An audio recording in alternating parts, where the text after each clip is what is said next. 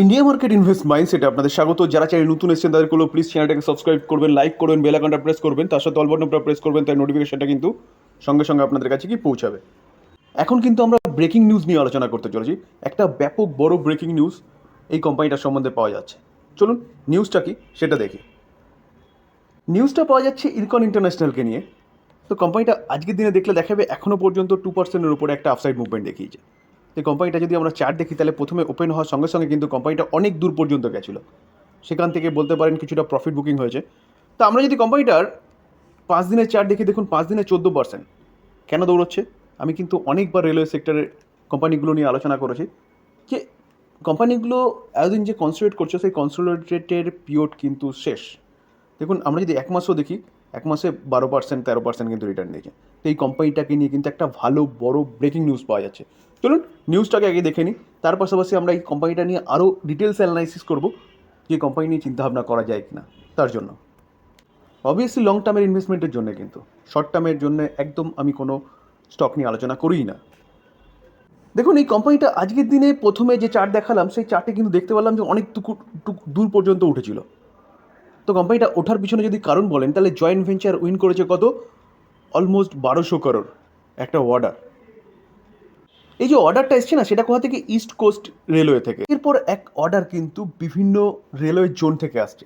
তো এই জোন থেকে, অর্থাৎ ইস্ট কোস্ট রেলওয়ে জোন, এখান থেকে কিন্তু প্রায় 1200 crore একটা অর্ডার ইরকন ইন্টারন্যাশনালের কাছে কিন্তু এসছে। তো আমরা দেখেছিলাম কিছুদিন আগে আরবিএনএলের কাছেও কিন্তু এরকম কিছু অর্ডার এসছে। তো সেই জায়গায় দাঁড়িয়ে এই যে কোম্পানিটা, এই কোম্পানিটা কিন্তু আপনি আপনার রাডারে রাখতে পারেন। এই জয়েন্ট ভেঞ্চারটা কার সাথে করছে ইরকন ইন্টারন্যাশনাল?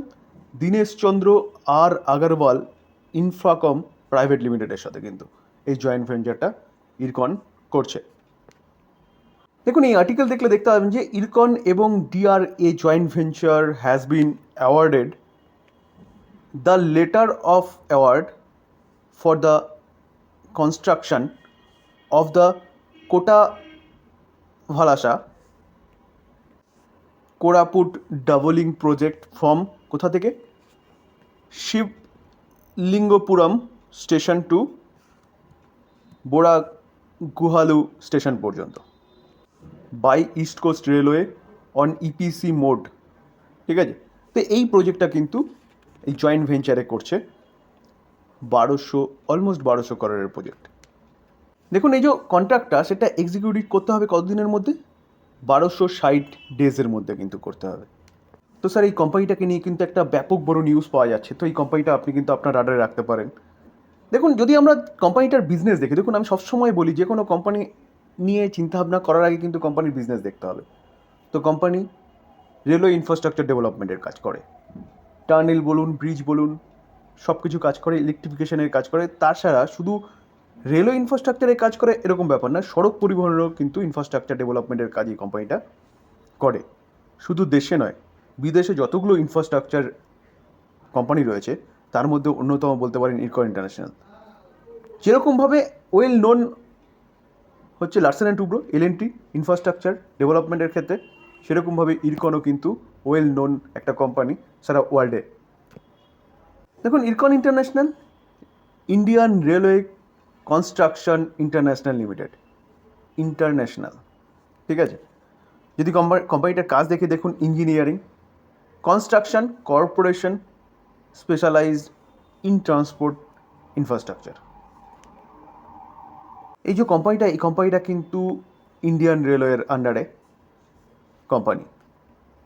দেখুন কান্ট্রিজ অফ অপারেশন যদি দেখি তাহলে দেখলে দেখা যাবে কোম্পানিটা Afghanistan, Algeria, Bangladesh, Bhutan, Ethiopia, India তো অবশ্যই কারণ ইন্ডিয়ার company, Indonesia, Iran, Iraq, Malaysia, ঠিক আছে, Mozambique, Nepal, south Africa, Sri Lanka, turkey, London, Singapore, Australia, এত কটা দেশে কিন্তু কোম্পানিটা তার কাজ করেছে ইনফ্রাস্ট্রাকচার ডেভেলপমেন্টের বলুন, রেলওয়ে বলুন, বা সড়ক পরিবহনের ইনফ্রাস্ট্রাকচার ডেভেলপমেন্ট বলুন। দেখুন তার মধ্যে যদি মেজর প্রজেক্ট বলেন তাহলে মেজর প্রজেক্ট হচ্ছে আফগানিস্তান ইরানের মধ্যে সংযোগ, যেটা 2016-তে কোম্পানিটা করেছে। দেখুন prime minister Narendra Modi trips Iran agreement sign করেছে কিসের জন্য?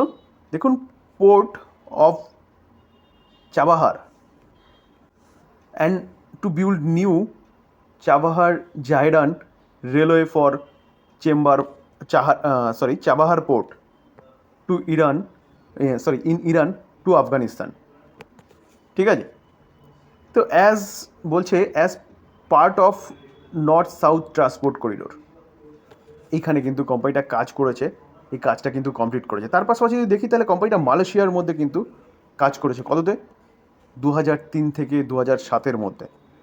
তো সেই জায়গায় দাঁড়িয়ে একটু আগে যে বললাম যে কোম্পানিটা, সেটা কোম্পানিটা ইন্ডিয়ার কোম্পানি, কিন্তু সারা ওয়ার্ল্ড ব্যাপী কোম্পানিটা কিন্তু কাজ করেছে। অ্যাজ ইট ইজ যেটা বললাম, এলএনটি যেরকম এক ডাকে মোটামুটি ইনফ্রাস্ট্রাকচার জগতের সবাই চেনে, সেরকম কিন্তু ইরকন ইন্টারন্যাশনালকেও সবাই মোটামুটি ওয়ার্ল্ডে চেনে। আমরা যদি কোম্পানিটার রিজার্ভ দেখি, 4,990 করোড় রিজার্ভ রয়েছে। কোম্পানিটার কিন্তু কোনো রকম কোনো বোরোয়িং নেই, long term boring. Short term boring দেখলেও দেখা যাবে কোম্পানির কিন্তু শর্ট টার্ম বোরিং কিচ্ছু নেই। আমরা যদি ক্যাশ অ্যান্ড ক্যাশ ইকুইভ্যালেন্ট দেখি, তাহলে কোম্পানির কাছে ক্যাশও যথেষ্ট রয়েছে, কত 4,785 করোড়।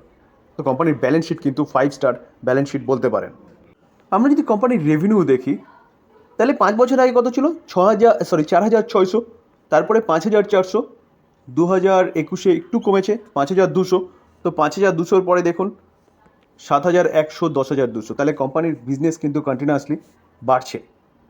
তো এই যে রেভিনিউ না, এটা কিন্তু আরও বাড়বে। কেন? কারণ হেভি রিসেন্ট 1 থেকে 1.5 বছর 2 বছরের মধ্যে কোম্পানির যে অর্ডার, সেটা কিন্তু অনেক গুণ বেড়ে গেছে, যার জন্য কোম্পানির মধ্যে এতটা ভালো আপসাইড মুভমেন্ট দেখা গেছে। তো অর্ডার বেড়েছে, কাজ কমপ্লিট করবে, টাকা পাবে, তো সেই জায়গায় দাঁড়িয়ে কিন্তু এই রেভিনিউ কিন্তু ভবিষ্যতে আরও বাড়বে। দেখুন, আমরা যদি কোম্পানির প্রফিট দেখলে দেখা যাবে 444 করোড়, তারপরে 489 করোড়, 404 করোড় 2021-এ। ওকে, তারপরে দেখলে দেখা যাবে দেখুন 544, 776। এই প্রফিটও কিন্তু, রেভিনিউ বাড়লে প্রফিটও কিন্তু বাড়বে। আমরা যদি শেয়ার হোল্ডিং প্যাটার্ন দেখি, তাহলে মার্চ 2024 প্রোমোটার কত আছে 65.2, এফআইএস 4.6, ডিআইএস কিন্তু কত আছে 1.6, এবং পাবলিক দেখুন 28.7 হচ্ছে পাবলিক হোল্ড করছে। তাহলে এফআইএস ডিআইএস প্রোমোটার মিলে কিন্তু অ্যাপ্রক্সিমেট বলতে পারেন 72% স্টেক হোল্ড করছে। আমরা যদি কোম্পানিটার মার্কেট ক্যাপ দেখি, 24,000 করোড় হচ্ছে কোম্পানিটার মার্কেট ক্যাপ। পি রেশিও 25.7 রয়েছে, একদম ঠিকঠাক রয়েছে। রিটার্ন অন ক্যাপিটাল এমপ্লয় দেখলে দেখা যায় 15.7 রয়েছে, রিটার্ন অন ইকুইটি 15.4 রয়েছে, দুটো একদম অ্যাট্রাকটিভ প্রাইসে রয়েছে। কোম্পানি ভালো ডিভিডেন্ডও দেয়, 1.14% হারে কিন্তু ডিভিডেন্ড রয়েছে কোম্পানির। ফেস ভ্যালু 2 রয়েছে, অর্থাৎ কোম্পানি কিন্তু পরবর্তীকালে স্প্লিটও দিতে পারে। আমরা যদি কোম্পানিটার সেলস গ্রোথ দেখলে দেখা যাবে দেখুন 10 বছরে 9%, 5 বছরে 21%, 3 বছরে 24%, কারেন্ট ইয়ারে 33%। সেলস গ্রোথ কন্টিনিউয়াসলি বাড়ছে। কেন বাড়ছে? কারণ গভর্নমেন্ট রেলওয়ে ইনফ্রাস্ট্রাকচার ডেভেলপমেন্টের কাজ করছে। লক্ষ্যমাত্রা রেখেছে 2030-এর মধ্যে 54 লাখ করোড় কিন্তু খরচা করবে। তো সেই জায়গায় দাঁড়িয়ে স্যার রেলওয়ের আমূল পরিবর্তন করতে চলেছে গভর্নমেন্ট, যেখানে 100% ইলেকট্রিফিকেশন বলুন, নতুন রেলের পাটরি বলুন, নতুন ট্রেন বলুন, স্টেশনের ইনফ্রাস্ট্রাকচার ডেভেলপমেন্ট বলুন, তো সব কিছু করছে। তো স্বাভাবিকভাবে এই কোম্পানিগুলোকেই কাজ করতে হবে স্ট্রাকচার ডেভেলপমেন্টের জন্য, যার জন্য কোম্পানির বিজনেস কিন্তু কন্টিনিউয়াসলি বাড়ছে। প্রফিট গ্রোথ দেখলে দেখা যাবে দেখুন 10 বছরে মাইনাসে ছিল, 5 বছরে 13%, 3 বছরে 18%, কারেন্ট ইয়ারে 25%। কোম্পানির প্রফিট গ্রোথও কিন্তু কন্টিনিউয়াসলি বাড়ছে। দেখুন স্টক সিএজিআর গ্রোথ যদি দেখি, তাহলে দেখলে দেখা যায় 10 বছরের ডেটা অ্যাভেলেবেল নেই। 5 বছরে 44%, 3 বছরে 78%, কারেন্ট ইয়ারে 238%। কেন এতটা স্টক সিএজিআর গ্রোথ দেখি? অর্থাৎ কাস্টমারদের এই কোম্পানিটা কিন্তু, শেয়ার হোল্ডারদের এই কোম্পানিটা এতটা ভালো রিটার্ন দিয়েছে। কারণ স্বাভাবিকভাবে কোম্পানি যদি বিজনেস ভালো করে, অর্ডার ভালো পায়, তাহলে কোম্পানি তো গ্রো করবেই। তো কোম্পানি গ্রো করলে কিন্তু তার শেয়ার হোল্ডারদের নিয়ে গ্রো করবে। রিটার্ন অন ইকুইটি দেখলে দেখা যাবে দেখুন 10 বছরে 13, 5 বছরে 12%, তারপরে যদি 3 বছর দেখি 13%, কারেন্ট ইয়ারে 15%। তো যতগুলো প্যারামিটার আমরা দেখলাম সব কটা কিন্তু স্যার পজিটিভ। তো স্যার এই কোম্পানি নিয়ে কিন্তু চিন্তাভাবনা করা যায় লং টার্ম ইনভেস্টমেন্টের জন্য। বেস্ট কোম্পানি ইনফ্রাস্ট্রাকচার জগতে, শুধু দেশে নয়, দেশে বিদেশে সব জায়গায়। দেখুন আমরা যদি রিটার্ন দেখি, তাহলে 6 মাসে রিটার্ন দেখলে দেখা যাবে 6 মাসে 84%। তাও কখন? দেখুন যখন কোম্পানিটা এই টাইম পিরিয়ডে কনসোলিডেট করছিল। ঠিক আছে, তো কোম্পানিটার আমরা যদি 1 বছরের চার্ট দেখি, তাহলে 1 বছরের চার্ট দেখলে দেখা যাবে 196% রিটার্ন দিয়েছে। আমরা যদি 5 বছরের চার্ট দেখলে দেখা যাবে কিন্তু 5 বছর 523% রিটার্ন দিয়েছে। কেন দিয়েছে? ইনফ্রাস্ট্রাকচার জগতে কিন্তু আমূল পরিবর্তন হচ্ছে। কারণ দেখুন যে কোনো উন্নত দেশকে উন্নত হতে গেলে কিন্তু অ্যাট ফার্স্ট ইনফ্রাস্ট্রাকচার, তো সেটাই করছে কিন্তু গভর্নমেন্ট। দেশ উন্নত হতে হলে কিন্তু ইনফ্রাস্ট্রাকচারই অ্যাট ফার্স্ট প্রায়োরিটি। কারণ যতগুলো উন্নত দেশ দেখবেন সবকটা দেশে কিন্তু ইনফ্রাস্ট্রাকচারে ব্যাপক পরিবর্তন হয়েছে। তো স্যার এই কোম্পানিটা আপনি চিন্তাভাবনা করতে পারেন। ডিসক্লেমার দিয়ে রাখি, আমি কোনো বাই সেল রেকমেন্ডেশন দিচ্ছি না, স্টাডি পারপাস আলোচনা করলাম, কারণ আমি সেবি রেজিস্টার্ড পার্সন নই। ভালো নিউজ পাওয়া যাচ্ছে সেটা তুলে ধরলাম আপনাদের সামনে, এবং এই কোম্পানি নিয়ে ডিটেলস অ্যানালাইসিস করলাম, সেটা আপনাদের হেল্প করবে।